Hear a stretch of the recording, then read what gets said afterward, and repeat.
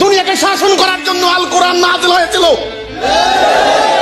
আমরা মুসলমান 180 কোটি, 6.5 কোটি উদ্বাস্তু, দুনিয়াতে সব জাতির হাতে মার খেয়ে আমরা। ব্যাপারটা কি? কি ব্যাপার? এর উত্তর দেন। এই কোরআন 1400 বছর আগে, 1500 বছর আগে একটা আরবের উপেক্ষিত, অবজ্ঞাত, অশিক্ষিত, মূর্খ, বর্বর, বিশৃঙ্খল ওই জাতিটাকে দুনিয়ার সভ্য জাতি বানিয়েছিল এই কোরআন। জ্ঞানে, বিজ্ঞানে, সামরিক শক্তিতে তারা দুনিয়াকে লিড দিয়েছিলেন একদিন। আর আজ সেই কোরআন আমার হাতে, সেই কোরআন আমরা প্রতিনিয়ত মুখস্থ করছি, পড়ছি। ঝকঝকে একেবারে তক্তকে সাবার হরবে কোরআন।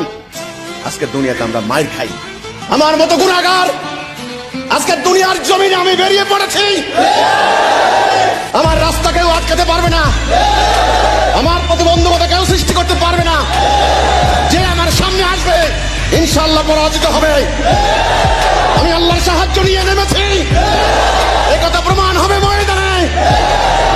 আমি যে কথা বলি আল্লাহর কথা বলি, আমার নিজের মস্তিষ্ক প্রসূত কোনো কথা বলি না, এবং আমার কোনো কথার মধ্যে কোনো স্বার্থ লুকায়িত নাই। শুরু হয়ে গেছে ধর্ম ধর্মের লড়াই, শুরু হয়ে গেছে ন্যায় অন্যায়ের লড়াই, শুরু হয়ে গেছে হেদায়া এবং দলালাতের মধ্যে লড়াই। সংঘাত শুরু হয়ে গেছে ইবলিসের বাহিনীর সঙ্গে আল্লাহর মুমিনদের লড়াই।